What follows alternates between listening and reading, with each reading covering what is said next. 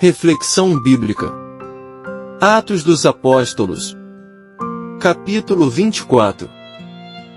Atos 24. Estudo. Paulo é interrogado por Félix e os acusadores. Neste capítulo de Atos 24, nos falará dos 2 anos de Paulo em Cesareia, sendo interrogado por Félix várias vezes. O capítulo começa com Ananias, o sumo sacerdote, Tértulo, o orador e os anciãos indo até Cesareia, para apresentarem o caso de Paulo para o governador. Após bajulações, Tértulo apresenta a acusação e o caso era claramente fraco. Primeiro, pela mentira, Paulo não havia profanado nada. Segundo, que ele não era promotor. Paulo acabará com os argumentos dos acusadores de maneira muito simples. Ele havia acabado de sair de Cesareia, na casa de Filipe. Saindo de lá, sem causar nenhum tumulto ou problema, ele decide ir para Jerusalém, à festa de Pentecostes.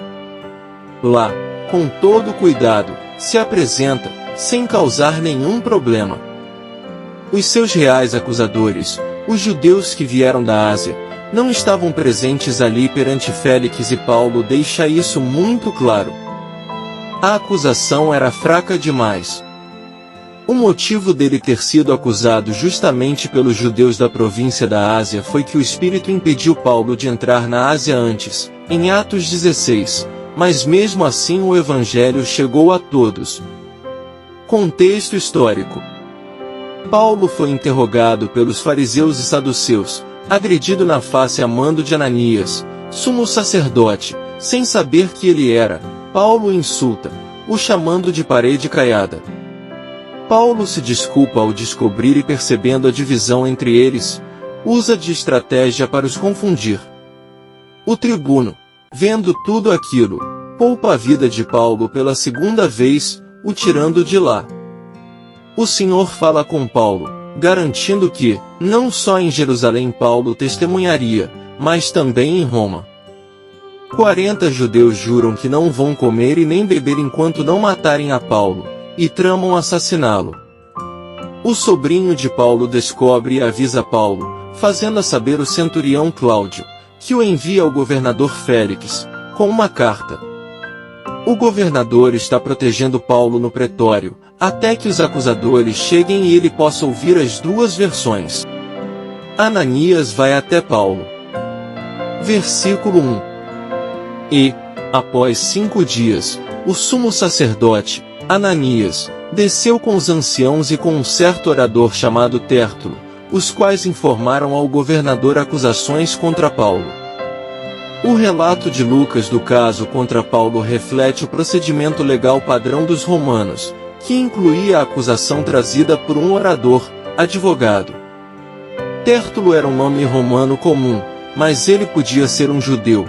Verso 6, embora se refira aos judeus de forma objetiva no versículo 5. Tértulo começa as acusações. Versículos 2 e 3. E, sendo chamado, Tértulo começou a acusá-lo, dizendo: visto que através de ti, estamos desfrutando de muito sossego, e que atos dignos são feitos a esta nação por tua providência. Sempre e em todo lugar, excelentíssimo Félix, o queremos reconhecer com todo o agradecimento. Tértulo começou com uma captatio benevolentiae, a introdução padrão de um discurso greco-romano destinada a conquistar a simpatia do ouvinte, Félix. A acusação. Versículos 4 ao 7. Mas, para não importuná-lo demasiadamente, suplico-te que nos ouças com a tua clemência as nossas poucas palavras.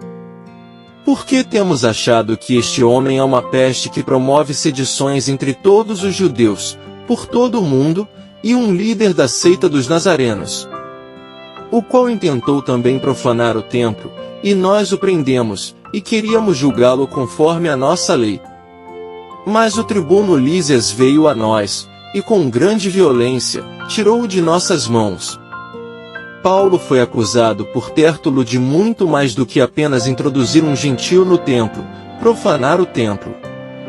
Embora a acusação de profanação do templo talvez fizesse Félix suspeitar de Paulo, as acusações de ser uma peste e um líder da seita certamente o deixaram alarmado, pois isso implicava que Paulo constituía uma ameaça para o governo romano. Tértulo também afirmou que as autoridades em Jerusalém teriam condições de lidar com a situação se Lísias não tivesse interferido. É evidente que os judeus entendiam que eles deviam ser liberados para lidar com Paulo da maneira que quisessem. Tértulo bajula Félix. Versículo 8. Mandando aos seus acusadores que viessem a ti, examina-o tu mesmo e poderás entender todas as coisas das quais o acusamos. Tértulo encerrou com outro elogio a Félix, desta vez expressando confiança em sua habilidade para julgar corretamente o caso contra Paulo. Paulo iniciará sua defesa. Versículos 9 e 10. E os judeus também concordaram que estas coisas foram assim. Então, Paulo, depois que o governador tinha acenado para ele falar, respondeu: porque eu sei que tu és, há muitos anos, juiz desta nação, sinto-me à vontade para me defender. Quando Félix pediu para Paulo falar, Paulo ofereceu uma captação benevolente menos lisonjeira, ver nota nos versos 2 e 3. Em vez de oferecer uma hipérbole, ele reconheceu que Félix era um governador experiente há muitos anos segundo o discurso apologético ou de defesa de Paulo em Atos, ver Atos 22 verso 1 e a nota para o primeiro discurso. Sem provas. Versos 11 ao 13. Porque tu podes saber que não há mais de 12 dias que eu subi a Jerusalém para adorar. E eles não me encontraram no templo discutindo com algum homem, nem incitando o povo, nem nas sinagogas, nem na cidade. Nem eles podem provar as coisas de que agora me acusam. Os 12 dias mencionados por Paulo não incluíam o tempo que ele tinha passado em Cesareia, mas somente o tempo gasto em Jerusalém. Era tempo suficiente para os inimigos de Paulo reunirem provas de que ele era um perturbador, no entanto, eles não podiam provar nada. Eu adoro o Deus de meus pais. Versículo 14. Mas isto eu confesso-te, que depois do caminho, que eles chamam heresia, então eu adoro o Deus de meus pais, crendo em todas as coisas que estão escritas na lei e nos profetas. A expressão o caminho é usada por todo o livro de Atos como uma autodesignação dos cristãos. Verso 22, Atos 9 verso 2. Nesse período inicial, o cristianismo era considerado uma seita do judaísmo. Ele se tornou independente com o passar do tempo, à medida que se expandia entre os gentios, em grande número, os judeus continuavam a rejeitá-lo. Paulo via o cristianismo como uma continuação e um cumprimento do antigo judaísmo. Consequentemente, Paulo e os demais cristãos adoravam o Deus de seus pais. Paulo fala da ressurreição. Versículo 15. Tendo esperança em Deus, como estes mesmos também esperam, que haverá a ressurreição de mortos, tanto dos justos como dos injustos. A crença de Paulo na ressurreição, dos justos para sua recompensa e dos injustos para sua punição o alinhava com os fariseus e contra os saduceus. Atos 23 versos 6 ao 9. Paulo coletará ofertas para ajudar as igrejas. Versículos 16 e 17. Nisto também me esforço de sempre ter uma consciência sem ofensa para com Deus e para com os homens. Ora, muitos anos depois, eu vim trazer esmolas à minha nação, e ofertas. Paulo veio a Jerusalém para trazer esmolas, e apresentar ofertas que coletara para ajudar a igreja nessa cidade. Essa coleta é mencionada nas cartas de Paulo, Gálatas 2 verso 10, mas não é enfatizada em Atos. Os judeus da Ásia. Versículos 18 e 19. Nisto, uns certos judeus da Ásia me encontraram purificado no templo, não em ajuntamentos, nem com tumulto. Os quais deviam estar neste lugar diante de ti a acusar-me, se tivessem alguma coisa contra mim. Paulo enfatizou seu estado, purificado, e o estado da multidão, sem ajuntamentos, nem com tumulto, quando os judeus da Ásia cruzaram com ele e incitaram a agitação. Paulo quer uma acusação legítima. Versículos 20 e 21. Ou também estes mesmos digam aqui se encontraram algum mal em mim, quando eu estive diante do conselho. A não ser estas palavras que eu clamei, estando entre eles, referente à ressurreição dos mortos, eu sou chamado em questão por vós neste dia. Paulo exigiu, legitimamente, que os representantes do conselho o acusassem de coisas que eles tinham pessoalmente testemunhado ou ouvido dele, inclusive sua fala a respeito da ressurreição dos mortos. Félix quer ouvir Lísias. Versículo 22. E Félix, tendo ouvido estas coisas, e tendo um completo conhecimento do caminho, adiou a causa, e disse: quando o tribuno Lísias descer, então eu saberei mais dos vossos assuntos. Félix tinha familiaridade com o caminho. Alguns têm especulado que ele teria aprendido a respeito do cristianismo por meio de sua esposa, Drúxila, filha de Herodes Agripa, verso 24. Como procurador por mais de 5 anos, ele poderia ter tido diversas oportunidades para se instruir sobre esse novo movimento. Ao declarar que esperaria pela chegada de Cláudio Lísias, antes de decidir o caso, Félix pareceu reconhecer que Tértulo não tinha dado um relato fiel dos fatos a respeito da prisão de Paulo. Paulo é mantido preso. Versículo 23. E ele ordenou ao centurião que guardassem Paulo, mas que ele tivesse liberdade, e que não proibisse nenhum dos seus conhecidos de servi-lo ou vir até ele. As circunstâncias da prisão de Paulo em Cesareia permitiam visitas de conhecidos e colegas. Esse privilégio provavelmente foi possibilitado por sua cidadania romana.